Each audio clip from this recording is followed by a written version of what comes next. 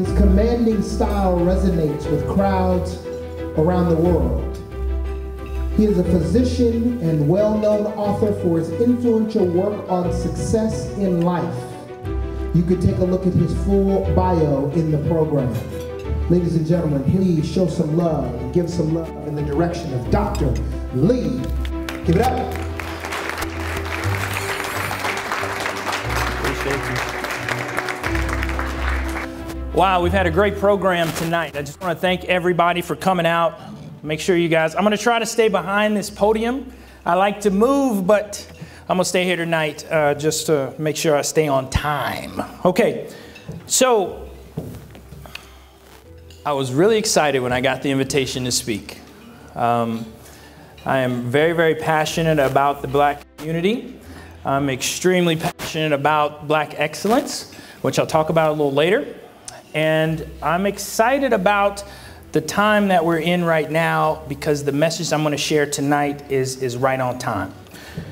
A couple of points that I want to lay, a couple foundation points I want to lay first. I believe, this is going to be my points, this is my point of view tonight.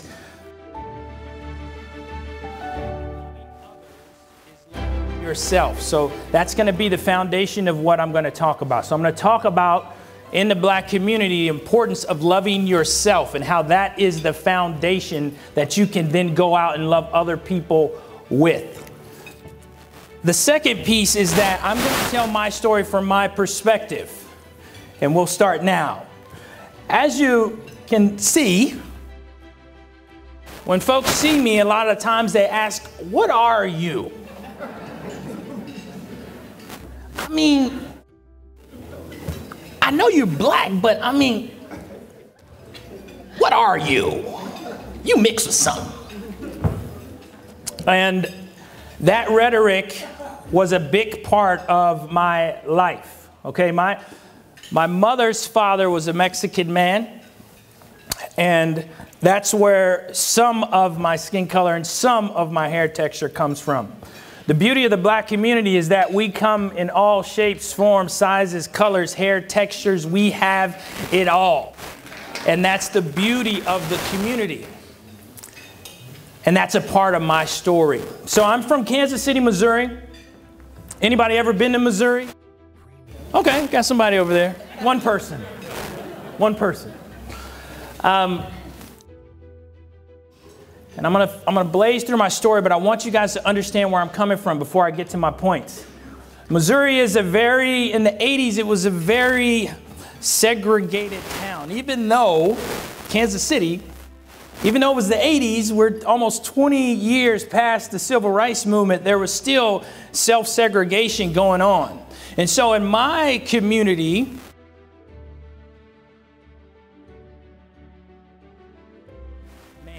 okay, my father left when I was 5, so I really just had my mom to look toward for guidance of what I was supposed to do, who I was supposed to be.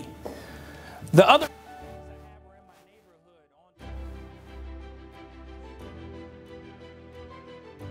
formed the mind of what I thought of myself, what was my identity, where did I go for that? Those are the places that I went.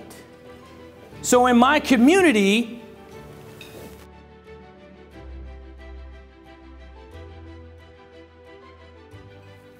single moms raising a bunch of brothers like me, no daddies.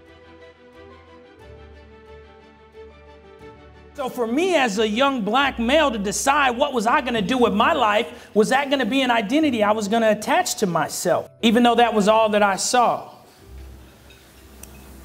So many times when I try to explain when I try to explain the idea,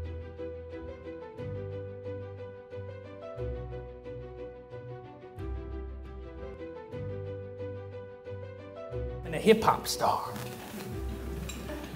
right? Think about it. He's a young white kid from a trailer. He wants to be at the top of hip hop. So now you tell a young black boy from the ghetto, he's going to be at the top of education, right? That's the stories that we tell our young kids. So I want to talk about identity. A white boy growing up. That was my nickname, even my family. So in the but sometimes we even segregate ourselves. Sometimes we even talk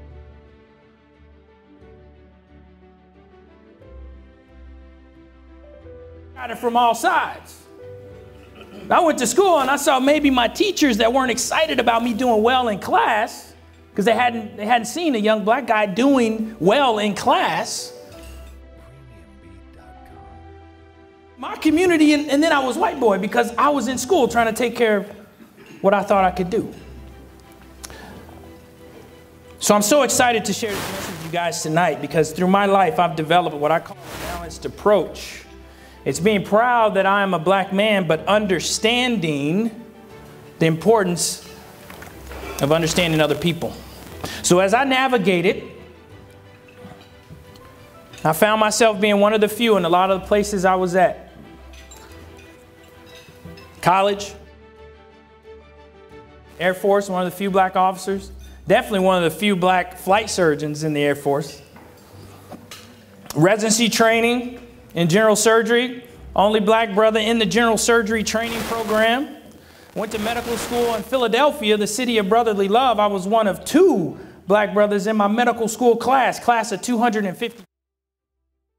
So if you are trying to advance and you are black, you're going to need to understand the importance of integrating and figuring out things about other people. It's going to help you advance. That has been my approach. My approach has been one of being firm in who I was as a black man. So much so that when I walk in the room, it's okay for me to ask somebody else, how are they doing? What are you about? What issues do you have in your community? Who I am. So my encouragement to you tonight, understand we are a part of a huge community. All right, I got 5 points and we're going to keep it moving. I think I'm going on time. Family, I'm going to talk about education. I'm going to talk about economics. Talked a little bit about identity. I'm going to talk about performance. So for the black family, I think the black family is the core unit. It is how morals and values are passed on through the family. In the family, a fatherless for the most part of my life. I didn't want that for my life. I wanted to have the traditional family unit.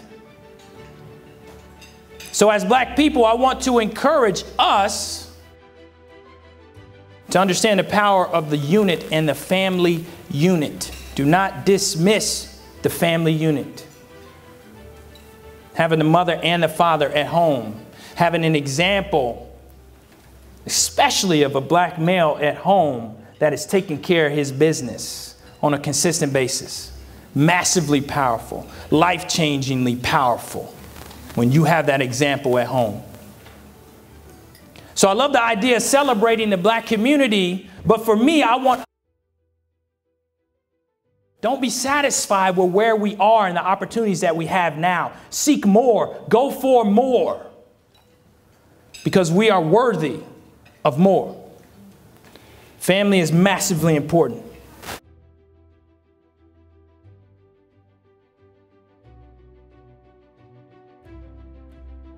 I'm going to spend a few minutes on economics. I think very simplistically, ownership is the only way to go. Think ownership. Follow ownership. I'm going to start with land. If you don't own land, land is...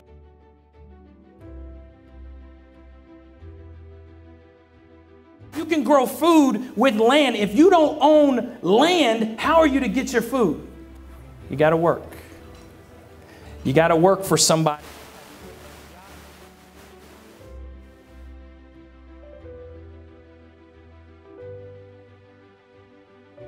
If you have ownership of land, company, community, You have a means to sustain yourself. Without ownership, you always have your hand like this because you don't own. So for my people, my brothers and sisters, my encouragement to you is to seek the ownership everywhere that you go. In your home, where you live, who owns it? In the company that you work for, who owns it? In the store that you spend your hard-earned money in, who owns it? Follow ownership. Ownership's the way to empowerment. Now, but ownership is freedom. The next thing I want to talk about is education. For me, education was my way out. No one in my family graduated with a 4-year degree. No doctors, no military officers, no college athletes. I was a trailblazer, if you will. Many of you in here are trailblazers. The path of a trailblazer is going to be tough. If you heard me speak before, it took me 5 years to get into medical school. I had to apply over 500 times. Now you say to yourself, what was I supposed to think after year 3? When you're a trailblazer, it is going to be hard for you. It's going to be difficult. But you have to understand who you're pushing for.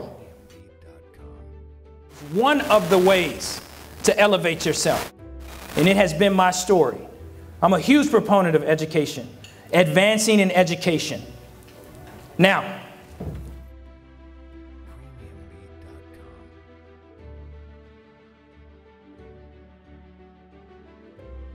I felt like I didn't belong there because I looked around and there weren't a lot of people that looked like me. I had to draw on my inner strength to say I belong. I was worthy of being in that medical school class. This education was just as much for me as it was for everybody else. I had to draw on my strength every day to keep pushing and keep going. No matter how many times I walked in the room and people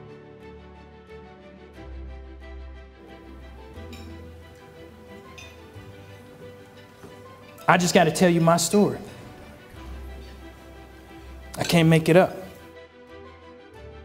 To this day, I meet people that are surprised I'm a physician. I walk in the room, I say, I'm the medical director. Oh, I didn't.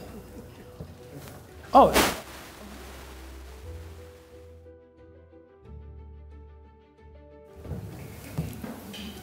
It's someone. And the reason it happens is because of the images that we see on a consistent basis of what a black male is supposed to be, what a black male is supposed to do, the achievement level a black male is supposed to have. It's black people, but I got to tell my black male story. You should not be surprised to see a black brother that's cool, got swag as the doctor. You shouldn't be surprised. Shouldn't be surprised at all. But that's my life. I deal with it on a daily basis. That's my story. I want to close out with 2 other things. Elevate identity. Because when you see yourself higher, you're able to achieve higher. Do not feel like you do not belong in places where you don't see people that look like you. If it's a nice neighborhood, you're worthy of staying there. It doesn't matter. If it's nice, we're worthy. We can be there. Doesn't matter if a lot of us are doing it. It doesn't matter. You're worthy. You're beautiful.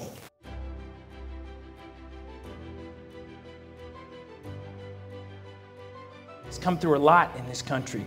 They've made it through a lot. And that's the blood that's running. You're capable of just as much overcoming, just as much achievement, just as much greatness, which is a buzzword now. Last piece, and I know I get a little intense, but oh my gosh, so passionate about this because it's my life.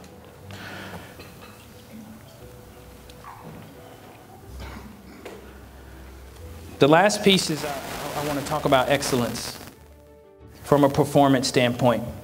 Now, black excellence is also a buzzword. I don't really care about black excellence. I want excellence.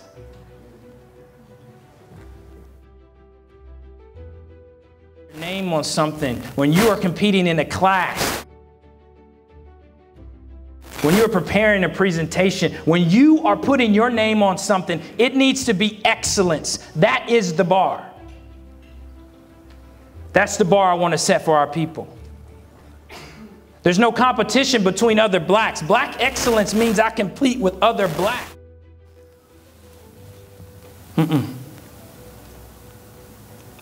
Performance at the excellence level all the way across. So if you see yourself here as excellence, performing at excellence is okay. That's consistent with who I am. It's not a fluke. That's what we do.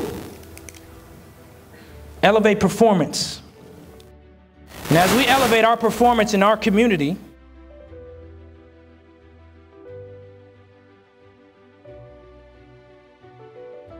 because we take our rightful place as owners in every industry. So you talk about economic empowerment. Then you can become a conscious. So where the dollars flows, that's where the support goes. So if you don't understand the ownership line of where you're spending your dollars, you don't know who you're supporting. So ownership, excellence. And I just want to encourage everybody before I close. We are in very awesome times, and I'm an optimistic person. There's a lot of opportunity,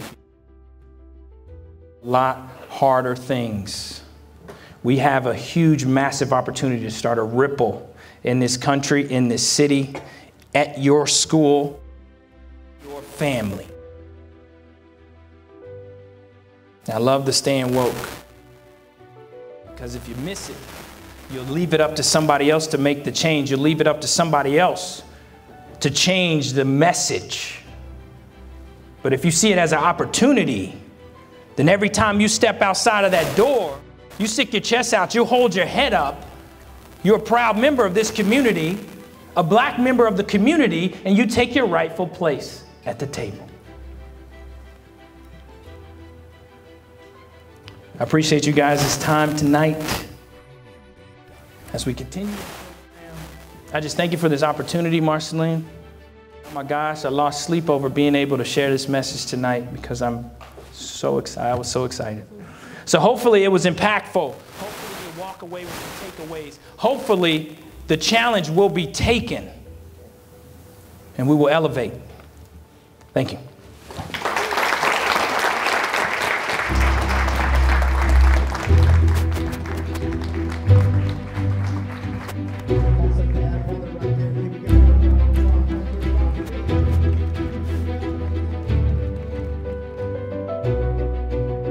He was a very good speaker. I like his points on being a trailblazer. I like his points on talking about like ownership. And I think it was very good to hear at this time in climate. By you being a trailblazer, that your path is not going to be easy. It's a path of difference compared to regular society. So that's what I picked up from it. Man, ownership. I want to have a way to put my family on and build my family legacy to a new height. You know, that's what I really want to do. How? I don't know yet, but we're going to see. God is good.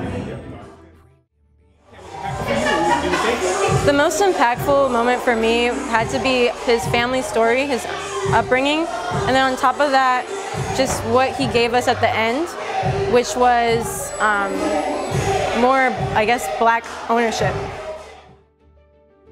I talked about community, I talked about ownership, I took it from about just loving yourself before you can love others. That's what I mostly took from his speech, yeah. Just being ownership and being proud of being black. That's what I took from it. The most impactful part of his speech was probably his story. How he said his journey to medical school, his journey being there, and how he felt like alone and, you know, we were worthy for stuff and like that. it was a really powerful speech on that part. Well, I want to be a lawyer, so that speech really helped me out, especially like going to law school. You don't see that many African Americans or blacks in general in law, especially black lawyers. So from that speech, it kind of inspired me to keep going, you know, and don't be scared. Okay.